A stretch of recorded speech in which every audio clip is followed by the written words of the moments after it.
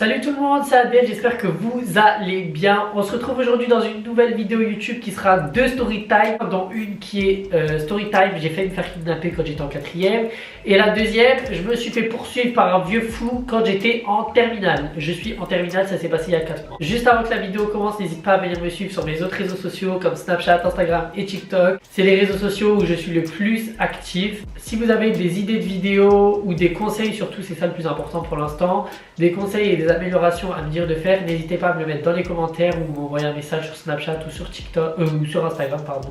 Juste avant que la vidéo commence, n'hésite pas à aller chercher du popcorn caramel beurre salé et des chips salés. Let's go pour la suite de la vidéo. Je vais vous raconter la première story time qui s'est passée quand j'étais en 4e. Donc c'est la story time où j'ai failli me faire kidnapper. Du coup j'étais en classe de 4e et c'était en 2018 il me semble. J'ai pas envie de dire d'erreur mais je mettrai la date si je m'en rappelle. C'était en plein ramadan. Et j'étais avec deux de mes amis et une cousine à mon ami. Donc on prend la route habituelle pour chacun rentrer chez nous.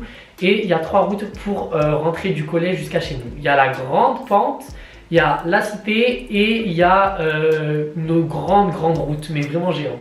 Et nous on décide de prendre la 3e route, la route géante parce qu'on la prend habituellement, on parle, on rigole et tout le tralala. Bref, c'est amusant de rentrer avec ses amis du collège.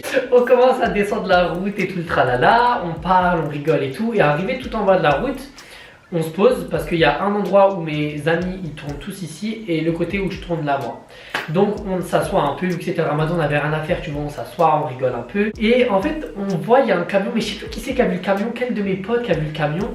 Et le monsieur faisait que nous fixer dans le camion. Quand je vous dis que nous fixer, il faisait que nous fixer. Et pendant 2-3 minutes, du coup nous on est resté encore sur place 2-3 minutes, après on voyait il faisait que nous fixer.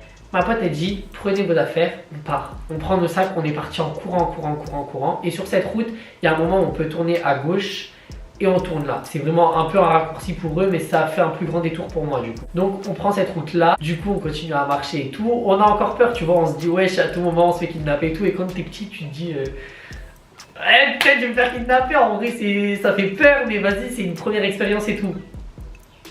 J'aurais jamais dû penser ça. Parce que c'était plus qu'une expérience. On arrive devant chez Leclerc. Elle tourne là, je continue tout droit. Je marche. Et je revois le camion passer. Et c'est encore une autre longue route. Donc je vois le camion passer. Et moi je continue à marcher et tout. Et je vois le camion il commence à freiner. Je me dis Adèle, s'il fait demi-tour, c'est que ce camion est pour toi. Putain de pressentiment. Ce putain de camion a fait demi-tour. Je cours, je tourne pour atterrir derrière chez moi. Le camion tourne pour atterrir derrière chez moi. Je cours, je cavale. Je rentre chez moi et je n'osais pas le dire à mon père parce que les réactions de mon père c'est pourquoi tu n'as pas pris sa plaque d'immatriculation en photo? Pourquoi tu n'as pas compté le nombre de cheveux qu'il avait sur la tête? Ben je sais pas, tu vois, je suis de me faire kidnapper, plus jamais rentrer de ma vie à la maison, on va peut-être vous demander 50 millions d'euros pour me récupérer. Et ta première réaction c'est de me dire ça et pas de me demander si ça va. Et j'ai mangé et tout. Et il faut savoir qu'à l'époque on mangeait des chips le midi. Cette époque là n'a pas changé mais bon on va faire l'ordre. Donc je prends des chips, je vais dans ma chambre et tout, en plus j'avais un lit superposé et je regarde par ma fenêtre et je vois un camion blanc en fait garé sur le parking qui est en face de chez moi. Je me dis pas c'est lui. C'était pas lui. Je me dis pas c'est lui. Je me dis pas c'est lui. Je monte voir ma soeur dans sa chambre. Je lui dis ouais bah écoute je me suis fait poursuivre par un camion et tout, le tralala et tout. Et ma soeur me dit dis-le à papa. Et du coup je l'ai dit à mon père. Devinez quelle réaction, je vous laisse. Pourquoi t'as pas pris sa plaque d'immatriculation en photo? Avis à toutes les kidnappeurs et kidnappeuses qui comptaient me prendre, sachez que le premier réflexe ça va être de prendre votre plaque d'immatriculation. Vous me kidnappez, comment je vais la communiquer à mes parents, je ne sais pas comment. Mais en tout cas sachez que faites attention à votre plaque d'immatriculation. Donc c'est la fin de cette première histoire, elle était très courte, dans ma tête elle était plus longue, c'est pour ça que j'ai commencé à la raconter. Et au fur et à mesure du temps que je la racontais, je me suis rendu compte qu'elle était courte. Du coup on passe tout de suite à la deuxième histoire qui est la pire je pense. Et la plus traumatisante. Donc cette histoire s'est déroulée en décembre 2021. Donc c'est super récent. Donc on va commencer. Donc je suis en terminale, en bac pro gestion administration. Ça vous savez peut-être déjà. Si vous ne savez pas, bienvenue dans ma life. Je dois effectuer 6 semaines de stage pour valider en quelque sorte mon bac. Parce que c'est COEF10, les stages en bac professionnel. Donc je fais mes 6 semaines. Tout se passe bien, ça c'est pas le problème du stage. C'est la route pour aller au stage. Une après-midi, je vais faire mon stage. Je sors de chez moi à 14h30 vu que je commence à 15h. Et il y a 30-40 minutes à pied, tu vois, genre j'aime trop marcher, je vous jure, je vais à l'école tous les jours à pied, je fais tout à pied dans ma vie, donc voilà. Je marche tranquillement, petite musique, j'écoutais Kanye West et tout, j'écoutais Sir, Flex at the World, 700 Mac Mac. Bref, je sais pas si vous avez reconnu la musique, mais bref. Arrivé à un moment, j'arrive devant la bibliothèque géante de ma ville et je passe sur le côté, tu vois. C'est une route où il y a beaucoup de voitures, beaucoup de circulation voiture, mais pas beaucoup de circulation piétonne. Je trace ma route, juste le temps que je prenne mon téléphone et que je remette la musique du début. Je lève ma tête, il y a un monsieur qui est apparu devant moi. Je ne sais pas de où ce monsieur est sorti, il n'était pas devant moi avant que je change de musique, enfin avant que je remette la musique à zéro. Il me dit, et moi tu sais, je vois que ses lèvres parler. J'arrête la musique, je dis quoi? Il me dit, il n'y a pas un cybercafé pas loin? Qui cherche un cybercafé en 2021? Maintenant, en 2022, il faut arrêter. Les cybercafés et les photocopies chez Leclerc, ça n'existe plus. Leclerc, enlevez vos grosses imprimantes qu'il y a à l'entrée du magasin. Je dis, et moi en fait, direct, je sais pas pourquoi j'ai eu un truc dans ma tête, je me suis dit non. Je dis non, désolé, moi j'habite pas ici et tout. Il me dit, ah ouais, tu viens d'où? Je dis, gros mensonge, mensonge sur mensonge sur mensonge.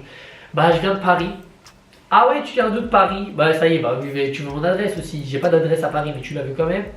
Donc, on commence à parler. Je lui dis, je viens de Paris même et tout. Il me dit, comment ça se fait que t'es là et tout? Je dis, bah j'ai déménagé et tout pour les études. Il me dit, tu fais un BTS? Je lui dis, non, je passe le bac. Je sais pas pourquoi j'ai eu ce putain de réflexe de lui dire que je passais le bac. Il me dit, mais t'as des amis sinon ici? Je lui dis, ouais, j'en ai quelques-uns, mais bon, c'est compliqué. Je m'invente une putain de vie entière. C'est compliqué, je les vois de temps en temps, mais bon, après, je les connais pas trop. Il me dit, tu fais quoi là? Je lui dis, bah je vais à mon stage. Il me dit, ah, tu vas à ton stage? Il me dit, parce que je t'aurais bien proposé de boire un verre. Je dis, ah, désolé, bah là, je vais à mon stage, tu vois. Et je vous jure, il était 15h. J'étais déjà en retard, il était 15h. Il me dit, et demain, tu fais quoi? Je lui dis, demain, j'en sais rien du tout, je vais peut-être être avec ma mère et tout, tralala. Il me dit, tu connais pas un endroit où on pourrait aller boire un café ensemble? Et je sais pas pourquoi j'ai eu le putain de réflexe de lui dire, si, moi je connais cet endroit, c'est une brasserie et tout. Je sais pas pourquoi j'ai parlé avec lui. Plus je lui parlais, plus il se rapprochait de moi. Ah, ça me dégoûte, ça pue le caca. J'étais là et je reculais, il se rapprochait, je reculais, il se rapprochait. Il me dit, bah écoute, demain on se rejoint à 13h devant la brasserie. Et le lendemain c'est un samedi. Je lui dis, ok, si je peux, je viens, si je peux pas, je viendrai pas. Bref, je dois y aller, ciao. Vraiment, j'ai fait ça. Donc, moi, je prends ma route comme ça, et lui, sa route comme ça. Du coup, je me retourne et je le vois faire se cacher derrière les voitures et commence à me suivre. Donc, je pars en courant. Je criais sur la route. Ah, je vous jure que je criais sur la route. J'étais en train de me filmer et je disais, oh mon Dieu, je suis en train de me faire poursuivre. Je voulais une preuve. Essoufflé, j'arrive à mon stage. Essoufflé, j'arrive à mon stage comme ça parce que j'ai eu peur de ce qui vient de se passer. J'envoie un message dans le groupe familial, je raconte un texte comme ça pour raconter ce qui s'est passé. Il m'a proposé d'aller à la brasserie.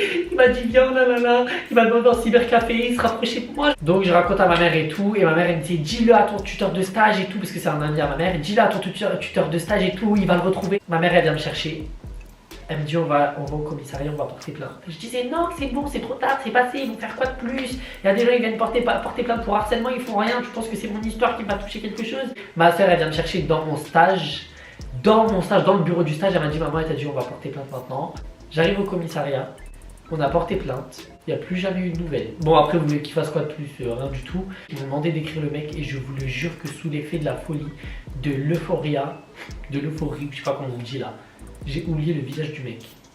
Donc je ne sais, là actuellement vous me dites il ressemble à quoi ce mec, je ne sais plus à quoi il ressemblait. Donc soit c'était un petit genou, je ne sais plus il ressemble à quoi. Voilà, c'est la fin de cette vidéo. Je suis désolé, je dois finir plus tôt parce que je dois partir. Si cette vidéo vous a plu, n'hésitez pas à mettre un pouce bleu, à me dire les améliorations et les conseils que j'ai à faire pour les autres prochaines vidéos. N'hésitez pas à m'envoyer des idées de vidéos que vous aimeriez voir sur ma chaîne. N'hésitez pas aussi à venir me suivre sur TikTok, Snapchat et Instagram. Je vous les remets juste ici. En attendant la prochaine vidéo, je vous souhaite tout le bonheur du monde. Mucha love! Et n'hésitez pas à me raconter vos histoires dans les commentaires, je les lirai dans une prochaine vidéo.